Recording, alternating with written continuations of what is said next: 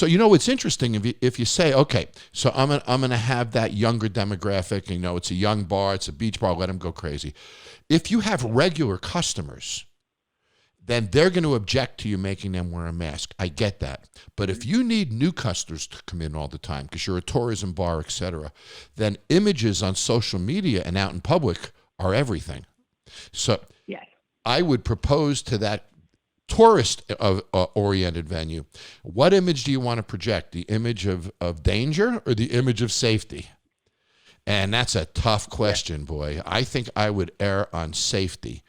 Because if I have images of people acting unsafe and somebody gets, contracts it in my venue, I could be finished. I don't want to share someone else's thoughts. I want to create my own original thoughts. I want to create my own original solutions. I want to look at situations and come up with my own phrasing, my own words, and do it my way. This is the Jon Taffer Podcast. Shut it down! Hello, Jon Taffer here. This is my Jon Taffer Podcast. Nice to have you all with me. And I want to start by thanking Mark Cuban for being here last week. That was a great interview, wasn't it, Corey? Yeah, it really was. A lot of inspired people after that one. I agree. And, his message of challenge yourself every day is a really good message. His story of how he created success really from nothing is a great, great story, how he built value. His ability to sell and just keep selling and always selling things is also great. And you know what distresses me, though, Corey? And it sort of bummed me out. I really, when I looked at the social media comments after Mark's interview, I just don't understand why people made it political.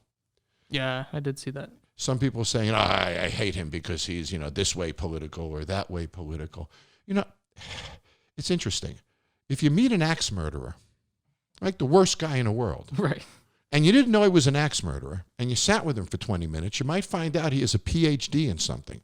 You might find out that he's unbelievably powerful and beneficial in one way, but there's a part of his life that makes him terrible overall. My point is this. Why can't we have people who we disagree with, liberals and conservatives, why can't they say, I like you, man, I just disagree with you? But why can't it start with, I like you, man, I just disagree with you? Why do political disagreements, why does Mark Cuban's political orientation impact his message of challenging yourself, trying to be successful, supporting charity, working with his employees, being engaged with his employees and staying involved? Why does politics interfere with that message? Damon John was on this show, and Corey, you remember that? And when Damon was on, he was talking about how he invested in about 81 businesses through Shark Tank at the time. I believe that was the number he said. It was roughly, yeah. Something like that. And Mark says to me, if I've invested in over 100. And I said, do you talk to those people often? He goes, well, sure, I have employees that do that. But yes, we talk to them all the time. I want them to stay challenged. I want them to stay engaged. What's bad about that message? People they focus on the bad, John. That's just... But it's so unfortunate. Yeah. Here's a guy who has a basketball team, works out with the team every day, wants to know the players, wants to toss the ball around with them and stuff. Heck, when I had him on Bar Rescue, we saw the swoosh. I was pretty impressed from the other side of the street. But I'm asking everybody. All of us have such positive things to say. We all have contributions to make to this society and to each other.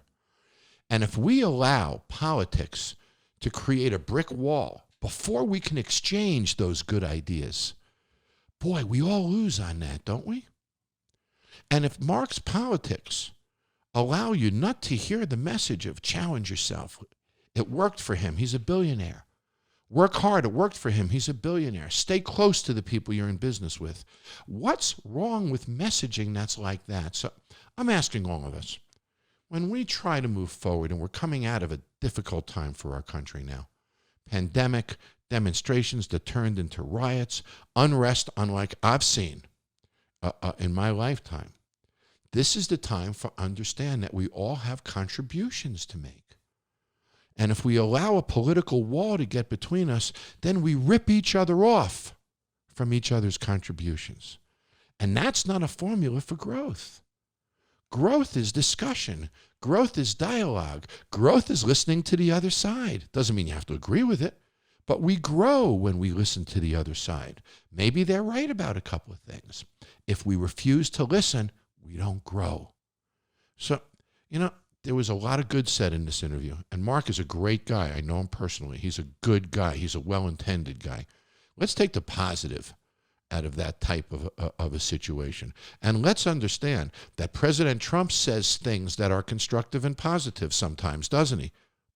Yeah, he does. Let me give a silly example. I read this online the other day. President Trump said, why do we throw away masks? Why can't we reuse these things? Well, an industry has now popped up for sanitizing and reusing masks. Now, it was stupid when he said, you can't. But fact of the matter is, that idea turned into something. So it's difficult to suggest that our president hasn't come up with one or two good ideas, a couple of decent things in his time. Don't you think Joe Biden might come up with one or two ideas, a couple of contributions to make? Don't you think we're all idiots if we don't listen to both and pick up those contributions and try to grow as a society and as individuals? I think so. So I'm imploring you to think so also. The political stances, for Christ's sakes, and let's start learning about each other as people, learning about why these positions are so important right now, why dignity and self-respect and equality, why these things are so important right now, and how the minute you shut me down because of my political views, you are being discriminatory. That's what I think. You're being discriminatory to anything that's on the other side, and that is a formula for more divisiveness. So this isn't normally a political show, but boy, did I go there today, huh, Corey? Yeah, just a little bit. But this is a message of unification. It is. I mean, you always got to take both sides and take it for what it is. And make your own choice, Exactly. Corey. But if you never hear the other side, you're not making a choice, are you? No, you're being brainwashed in a sense. Exactly right. And I'll tell you something. The other side has some good ideas, and I'd like to know what they are. Yeah. Because I might want to employ those ideas in my own thinking. So, I started with Mark, who's a friend and a good guy and a great interview and all the positive aspects of his conversation. Let's pay attention to all the positive attributes of everybody's conversations, including the president who you might not like, the candidate on a Democratic side who you might not like, congressmen and senators who you might not like. Let's just keep our ears open and our frickin' mouths closed sometimes. So when we all start listening, we can all start understanding more. And through listening, we understand. Through understanding, we change. Through change, we start to come together. And I think that is the opportunity for us to do this. In this pandemic, I've said this on this show, and I've said it on almost every news channel that I've been on. Boy, I've been on so many the past couple of months, that, people are going to come back from the pandemic in thirds. The first third is going to come pretty quickly. And I said this, by the way, way back in March, Corey. You might remember I said third. I found it interesting that a big research report came out just a few days ago that said 31% came out initially. So I was off by 2%. I suggested 33%. That's awesome. So my forecast was solid and right out of money. By the way, I was also the first one to say 50%. Capacity changes in restaurants, spacing in restaurants. We said all of this in early March. And I remember going on Laura Ingram's show on Fox News when she looked at me and I said, nope, spacing, 50% capacity, washing hands, wearing masks. And she laughed at me, the restaurant industry will never do that. Well, Laura, you were dead wrong. They are. And so the fact of the matter is, this third characterization that we talked about months ago is in fact playing out just like we said it would. So the second third is the reserved third. They're going to be a little reserved. They're going to wait and see what happens with the first third. Is there a surge in COVID cases? The restaurants and retailers act well. Does it look safe on social media? The commercials and the messaging sending messages of safety. And if I feel good, then that second third will go out. The third is what I call the certain third. And they ain't freaking going anywhere, Corey, till they know that they can go out. And of course, that third has most money and has highest disposable income, tends to be a little older in age group. So, that affects luxury sectors, upscale dining. And within those thirds, there's demographic issues as well that'll make a difference. So we as businesses need to understand that.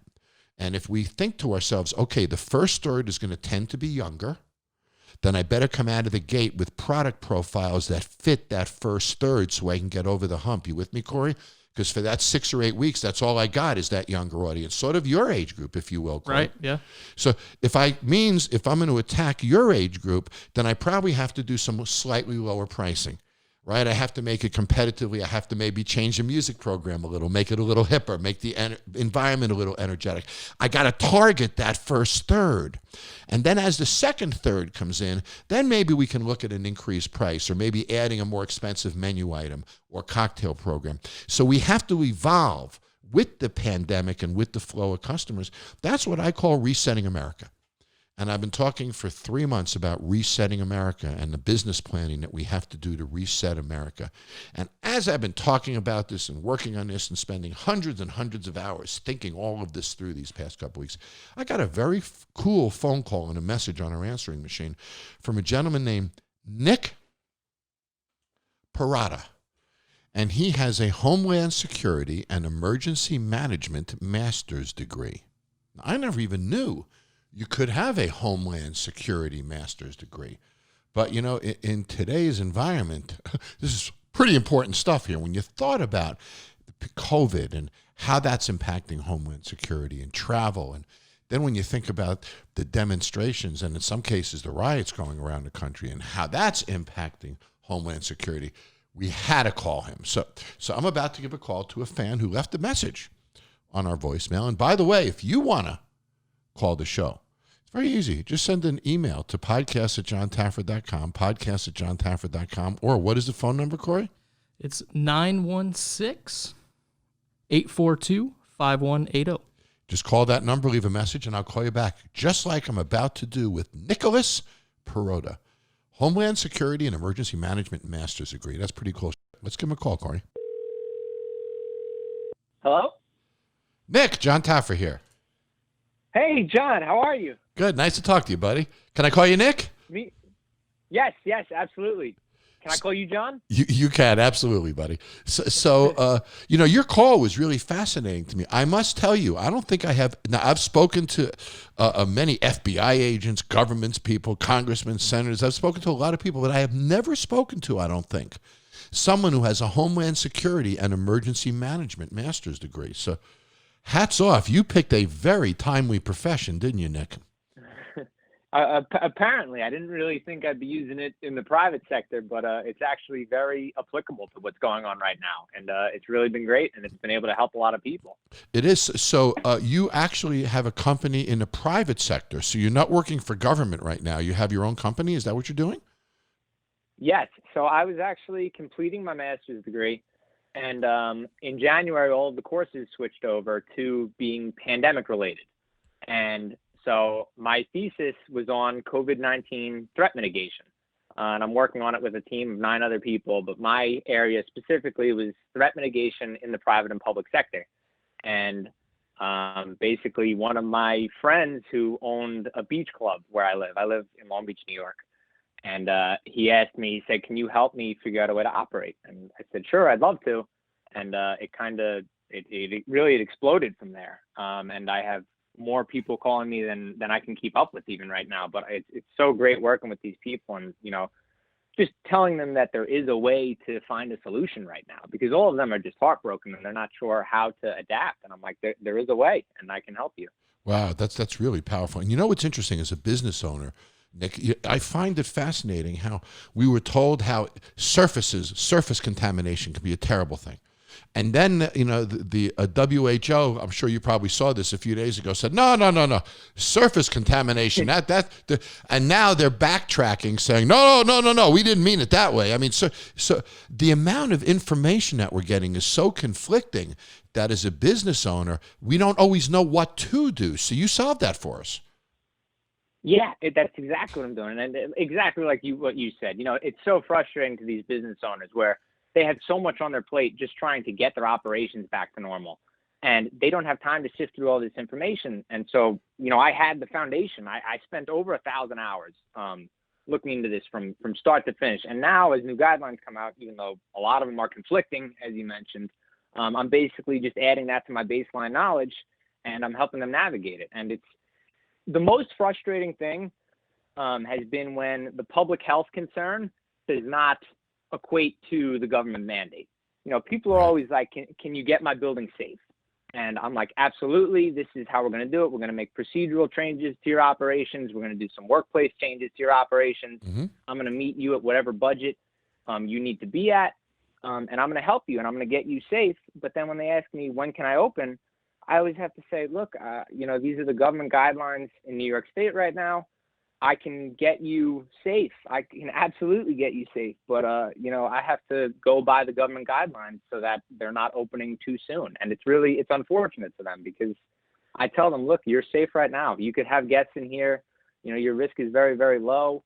But you still have to wait until New York State gives you the okay to go. Yeah. And there's been a real conflict. And I've been speaking about on this podcast, I find it incredibly frustrating that one state can have such a different mandate from another state. It's almost like it's a different illness, but it isn't. It's the same damn illness, right? And the cross-contamination is the same. So I find it incredible how one state's numbers can be lower than another state that enacts more policies. And I get density is a part of it, certainly, and even ambient temperature can be a part of it. I get that. But Nick, I got a question that's burning to ask you. Sure. When you were in school and you were preparing for all this, obviously you went through terrorism and international threats and domestic threats and cells and understanding emergency management with regard to hurricanes and natural disasters. And you went through all of this training. And how many years were you in school? John, so this was supposed to be a 2-year program. And I actually devoted myself to this. I'm actually not even done. I'm finishing in August. So 2 years. So let me go somewhere with you, Nick. So 2 years of this program, and then you told me that in January everything shifted, and they started focusing on pandemic and COVID and what we can do about that. Here's my question for you: did they talk about pandemic, or did they train you in this? Was there any discussion in this before it actually happened? This is really interesting. So the way Homeland Security looks at everything, and what I've kind of brought to these private sector businesses and organizations, is that Homeland Security looks at everything from an all hazards perspective. Of it's not supposed to be reactionary. You are supposed to plan for any possible hazard. Yep. So in Homeland Security's strategic plan, dating all the way back to 2007, when the first comprehensive plan came out, it said to prepare the nation for natural disasters, terrorism, and pandemic threats. So it's been in there, but were you actually trained in pandemic threats? And was it, what I'm trying to get at, Nick, was it part of the course curriculum to the level it should have been prior to this pandemic, or did they shift curriculum because maybe it wasn't covered enough in the pre-pandemic curriculum? No, not nearly covered enough. And, I've read through a lot of the state plans as well and how they're preparing for it. And this was not touched on. This was not a concern prior to this. They would put in that, beautiful mission statement, they would say end pandemics. And that was basically the end of the conversation. There was no, there were small programs that basically never got any traction to biosecure the country, to implement bio threat detection sensors and all these ideas. And they never really went beyond an idea. They were kind of failed low-end technologies. And Homeland Security was not prioritizing this. This was not on the nation's radar. They were underfunding anything like this because they didn't see it as, a feasible threat. And the federal government wasn't looking at it that way, and neither was any other level of government. And the private sector, I think, definitely wasn't prepared for this. Yeah, but yet this could have been, not that I'm saying COVID was, because I don't believe it is, and I'm not a conspiracy nuts at all. But the fact of the matter is, there could be a manufactured biological threat that we have to deal with too. So in today's world, pandemic is a real possibility, whether it be man-made or whether it be natural. So you'd Absolutely. think it would be much higher on their priorities list. It actually, shocks me a little bit. And I'm one who took political science in college, Nick. So I did too, actually. Oh, so you know what I mean? They should have contingency programs for every possible eventuality. And that's their job, is to have contingency programs in place. And every president and every government agency should have that. And the reason why those contingency plans exist is if a problem happens, they don't have to stop and figure it out then. They have already figured it out, so they can act rather than ponder when the disaster hits. And if we don't have contingency plans and actionable plans, then we pause and we freak out. And that's sort of what we saw in the beginning of this, don't you think? Absolutely. And, even looking at it state by state and how some states were better prepared than others, one of the things I noticed was that none of the states really were ever prioritizing pandemics, but a few of them were prioritizing disaster response and mass casualty situations. So Florida actually has the most robust emergency management program in the United States because they're always, they get hit by a hurricane or a tropical storm. And they basically just immediately reconfigured this to another mass casualty event. They weren't prepared specifically for a pandemic, but they had the infrastructure already in place, and they were a little quicker to adapt it. And honestly, it's very scary to me that New York wasn't able to turn around and adapt to a mass casualty situation. New York should be better prepared than anybody. You'd think, and when you looked at the statistics in Florida compared to New York, wow. I mean, it really showed how much better Florida did do in reacting to it, at least. And New York was I mean, look, I don't want to get into the details, but there were a lot of mistakes, particularly made in New York. I'm talking to you from Las Vegas now, Nick, and here in Las Vegas, of course, we had our shutdown in the state for, I guess it was 6 or 7 weeks, Corey? Our shutdown, something like that. And so I'm sitting home now in about my 88th day or something like that, Nick. But Vegas opened on Thursday. And I think you'll find this interesting. I'm close with many of the executives that run these casino companies. In the average casino, they have implemented 800 policy changes all around COVID. Wow. From taking your temperature on the way through the front door to the way check-in is handled to elevators to upstairs to back of the house procedures, front of the house procedures. And they've gone all of these steps, to try to assure safety. But what I find interesting, Nick, and I'd be curious to hear your comments on this, and I've been saying this on some of the news channels this week. Let's say a restaurant puts everything in place perfectly. Nick, they hire your company. Let's say you come in, you do a complete assessment. They're doing everything right, from sanitizing to environmental to employee behavior, employee sanitation practices. They're freaking nailing it, buddy. But standing in front of that restaurant is a crowd of about 6 or 7 or maybe 8 people waiting to get in, and none of them are wearing masks, and are all standing right next to each other talking. Are you going to go in that restaurant? You're absolutely right. I'm not going to go in that restaurant because this can't all be policy changes. This can't all be procedures and new tactics. This is an effort on behalf of every individual. If every individual is not doing the right thing, and even if it's just in front of your business and they're not even in your business, it's going to turn people away. That's what I think.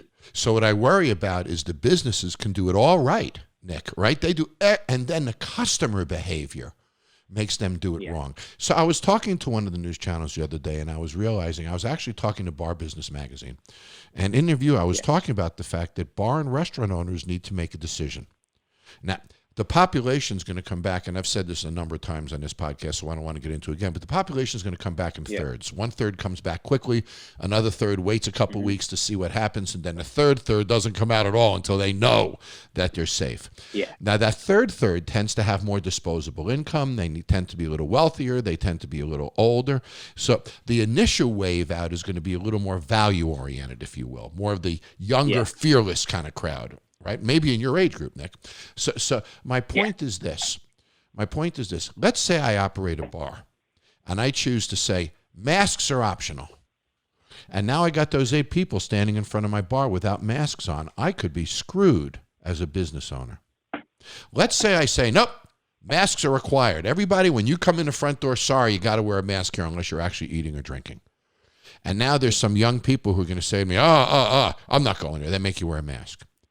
If I do nothing, I'm screwed both ways. People who are okay with no masks are not going to like everybody in masks, and vice versa. And I was equating this, and I'm curious to hear your comment on this, Nick, when I'm finished. I was equating it to a music choice.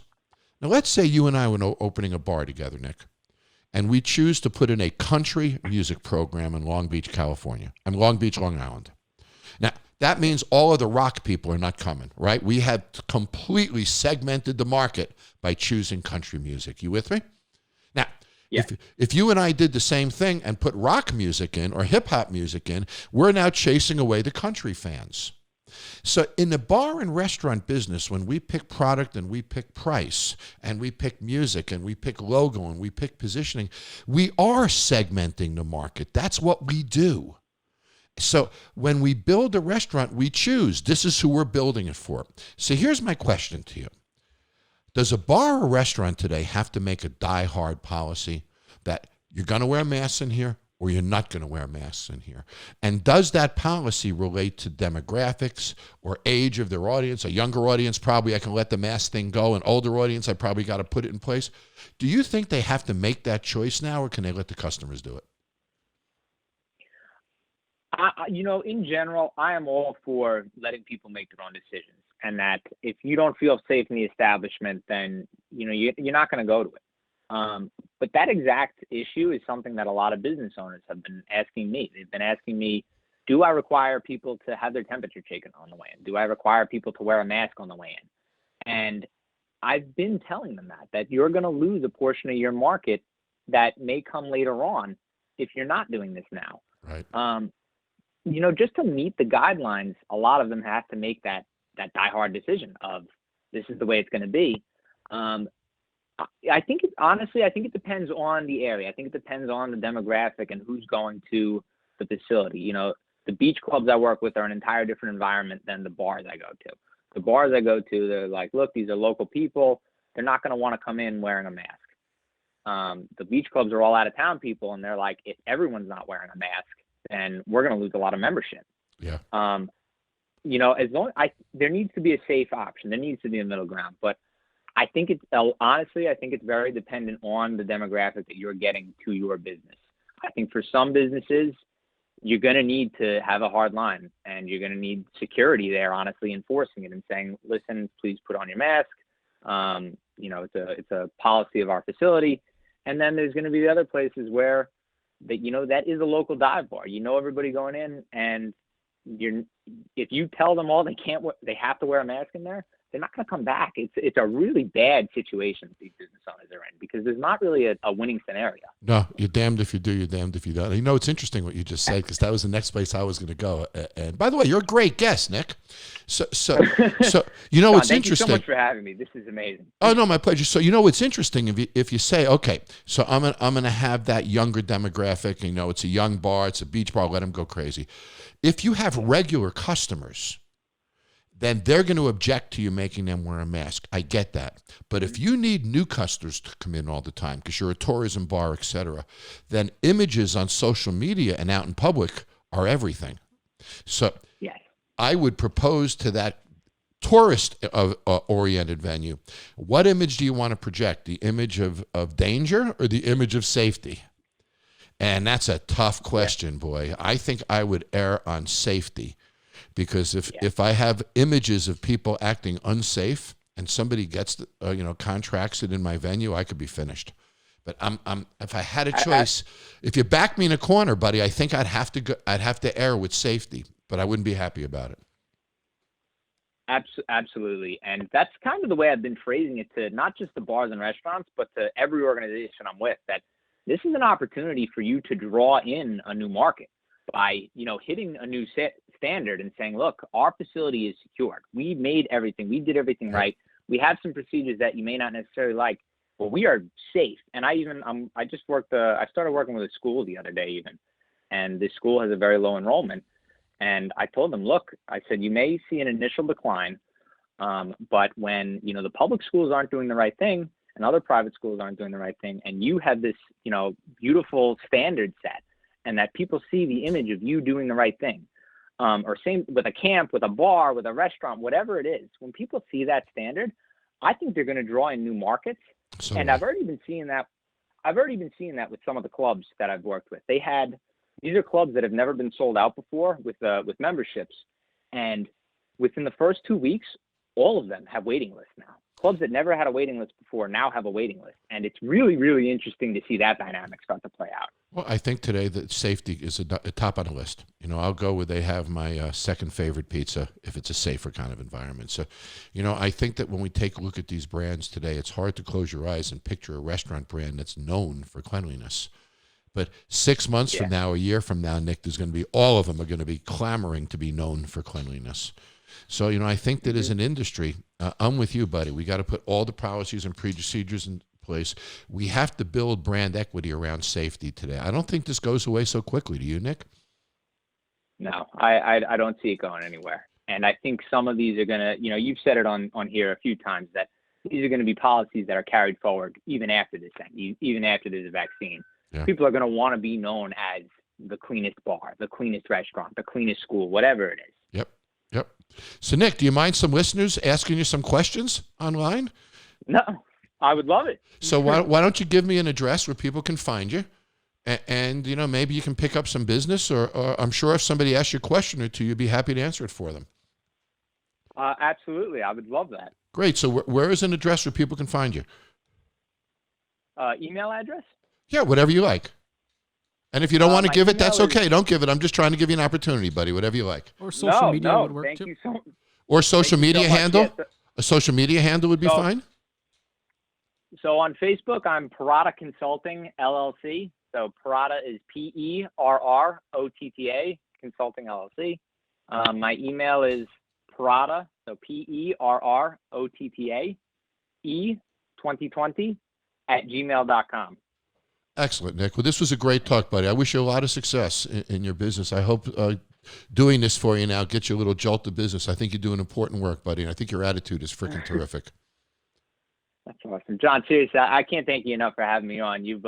I've followed you forever, so thank you so much for having me on here. And I love helping these businesses. I love seeing, the face of people when I put a plan in front of them and I can say, you can do this. You can move on. You can be prepared for the future. So thank you so much for the opportunity. I think we can, buddy. I'm with you. Take care, Nick.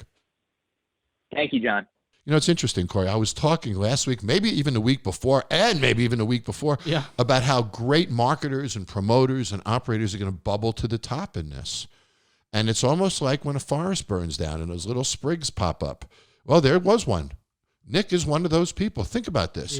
He's earned a master's degree in something that's very important. Even before he's finished with school, he puts 1,000 hours into a thesis, becomes an unbelievable expert on a topic at a young age. And what happens, Corey? He bubbles to the top. And there he was. And I got to tell you, that was a fan call-in, but that discussion was as good as any guest I've ever had on the show. Yeah, we should check in with him in a few months. Yeah, we'll see how he's doing. We will do that. So I got another cool message this week, Corey, from a guy named James, and James is in Chicago, and he was really concerned about preparing for the second wave. And his worry is that restaurants are going to open, right? We're going to be moving along. A second wave hits in the fall, and what happens then? And that's a very fair assessment. So let's give James a call. Hi, this is Jake speaking. James, Jon Taffer here. Is this really Jon Taffer? It is really Jon Taffer, man. Oh, my God. I can't fake this voice. I'll scream at you if you're more familiar with me at a louder voice tone, if that makes you... No, it's me. Oh, my goodness. This is unreal. How you doing, man? Good. How are you? Good. Well, you left me a message, and I thought I'd call you back. I thought you had a pretty good question here. You wanted to talk about second wave, right? A little bit. And sports. So talk to me, buddy. What do you want to talk about? Oh, yeah. Yeah, I was just wondering. So I work in the food and beverage industry, so I was just wondering, from your perspective, we're seeing a lot of food service volume go up right now. Yeah. And I was just curious how the restaurant industry is prepping for a second wave and kind of what the new normal would look like if that were to happen. Yeah, obviously that worries us all. And many of the experts are predicting that second wave. So, if we test our employees, and testing is becoming much more readily available now, so it's much easier for us to test our employees. I know here where I live in Las Vegas, there are many places where people can just go get tested on their own and get a test result. I think testing is going to be key. I think that we're going to have to maintain distancing. And, one of the things I was talking about with the last caller, James, is the whole issue of, are we going to institute mask policies? And, bars are scared to say you have to wear a mask when you're not drinking. And, they're scared not to have masks in. And, it's horrifying if we don't project an environment of safety. But, it would seem to me that if we stop the transfer of the virus now, meaning we really do employ distancing, we really do employ masks, we do really employ surface cleaning, and we really put in place all the employee procedures and such. And I said a little earlier, 800 policy changes in one casino here in Las Vegas, all related to COVID. Well, in theory, if we do all that stuff, James, do the numbers matter if it can't be transferred within our environment? I'm not sure it does. And I hear what you're saying, because well, John, if there's more outside, then in theory there would be more inside. I get it. But if we maintain distance, maintain service sanitation, maintain employee procedures, do all of these things, then in theory, we're not cross-contaminating in our environment. And in theory, if we're not cross-contaminating, then we shouldn't cross-contaminate, whether there's a surge or not. Do you agree with my logic? Yeah, totally makes sense. So the fact of the matter is, and I've said this to so many restaurant and bar operators, it all lies within our four walls. We can control that environment. And temperature testing, for example, the casinos here, James, you're doing temperature testing on the way in. And they don't stand up and do it to you. It happens automatically when you walk through the front door. If somebody is of a high temperature, then a security person comes up and flags you, but you wouldn't even know your temperature is being taken. Then there's contactless check-in. Everybody's keeping a distance from each other. Chairs have been removed from most of the casinos, so you can't sit next to each other. You can't stand next to each other. There's plexiglass between slot machines. And when you finish with a slot machine, here's a cool thing. When you finish with a slot machine, in some of the casinos, James, the machine turns off when you get your chit or stop putting your money in, and it won't turn on again until it's sanitized and reset by an attendant. Pretty cool. Yeah. Wow. So if a restaurant follows that lead, or a bar, and really implements these things and really does it, not saying, it isn't so bad right now, but being prepared for that, I think we will be prepared for that. And by the way, I have a lot of confidence in our industry, James. I think that we're good at this, and I think that we're masters of dealing with bacteria. This is just, another invisible enemy. And I think as an industry, we can nail this. I'm more worried about customers being responsible with washing their hands and wearing masks than I am about the industry being responsible, honestly. What do you think? Yeah, it totally makes sense. So out in Chicago, they finally rolled out outdoor restaurants last week, and it seems to be going really well. There's a lot of, I want to say, a little bit of confusion. Some restaurants are doing it the right way and some aren't. Sorry to pivot, but I had one question that was kind of itching. Yeah. What is the long-term play for these outdoor restaurants in bars, maybe in areas like Chicago where it's going to get colder and eventually you're going to have to eat inside? Yeah, that's the real difficult issue. And here, even in Las Vegas, we have the opposite, because it gets 110 degrees out here, so you can't sit outside. But you're right, there's a seasonality almost everywhere in America that affects outside dining. If they're surviving on that outside dining platform and that goes away in Chicago, as it will, end of September, October, they're going to have a big problem. What they need to do now is prepare for it. For example, I'd be giving out coupons for deliveries. I'd be giving out a coupon for discounts in the delivery in October, one for November, one for December, one for January. I'd get you focused on delivery programs. I'd get you focused on other ways of doing business with me now. And, it's interesting. It's tough to get delivery people into the restaurant today. I'm sure you agree with that. It's a lot easier to get people that come to the restaurant to turn into delivery customers. So when we do deliveries, I think it's critical that every delivery that leave every restaurant in America have a coupon to dine inside. And I think that every customer that comes inside to dine should get a coupon for delivery. And I think that we need to cross-pollinate both sides of the business very aggressively in that fashion. And if I cross-pollinate delivery to those outside diners for 2 months, 3 months, James, right, and start to build that online relationship with them, then hopefully deliveries can get me through in the wintertime. It's a great question, though. And what are your thoughts on those third-party delivery services as well? Because obviously they're eating up the businesses' what's left chunk of change. So what do you think the future for those third parties like Uber Eats and Grubhub is going to look like? Well, personally, I'm very against them. And for listeners that don't know this, they can charge up to 35% of the delivery fee. I mean, a restaurant makes 10 to 12% if they're lucky on the deal. So the restaurant doesn't make money when you call these third-party delivery services. Now, in some states, they're starting to negotiate. In one state, I forget which one it is, James, they actually capped the fees And third-party delivery services are only allowed to charge a certain percentage because it's completely unreasonable. So now there's a whole bunch of new things popping online. For example, Shift4 Payments, who owns 4 POS companies, which I happen to have a great relationship with them. You see them on Bar Rescue all the time, Harbor Touch and Posi Touch, Restaurant Manager. They'll own those POS companies. They now have software for free that a restaurant can use to create delivery transactions and addresses and all of that. Also, I'm seeing restaurants share drivers, which is a really cool idea, James. Let's say that, there's a pizza place next door and you have a pub and you're selling burgers and stuff to go. You could split a delivery driver, which cuts the cost, obviously, right in half from the get-go. So I don't think third-party delivery services are going to work long-term. I think that their business model is greatly threatened. And I think as every opportunity to move away from them becomes more available, and you see them online every day, I think they're going to lose less and less business. I wouldn't want to be a shareholder in those companies today. Wow. Cool.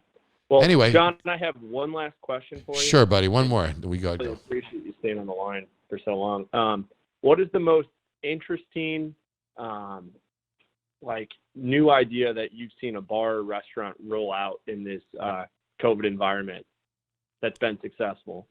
Couple of fun things. One, I've seen some bars, and I worked on one to do it, that created cocktails without alcohol in states where you can't do alcohol to go. And it's simple. You get an incredible margarita, an incredible zombie, and you just put the booze in at home. So that's worked really, really well. So, you get the margarita, you just put your tequila in at home, and you're good to go. That's worked really well. There's some other restaurants that have been doing these family meal packages. And, bars operate for singles and couples. But, when those singles and couples are home, they're with families. So family packages, dinners for 4, dinners for 6, are working out very, very well for many, many restaurants. Rather than selling one burger, sell 3 for Christ's sake, sell 4 for Christ's sakes. Put together family packages with sandwiches, entrees, even give them a couple of slices of cake for dessert to add value.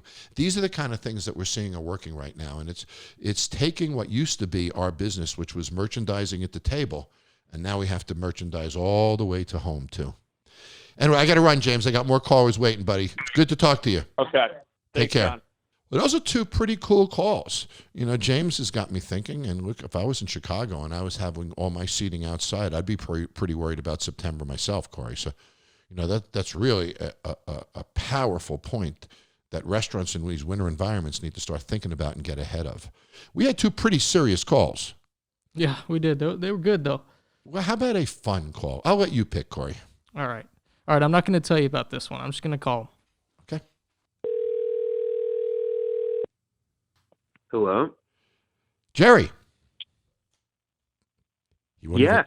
Jon Taffer calling. How you doing, buddy? Good. How are you? Good. Did I surprise you a little bit? Yes, you did. Well, you left me a message. I'm calling you back. What's so unusual about that? I didn't see on caller ID that it was my good friend Jon Taffer. Well, it's your buddy calling. How you doing?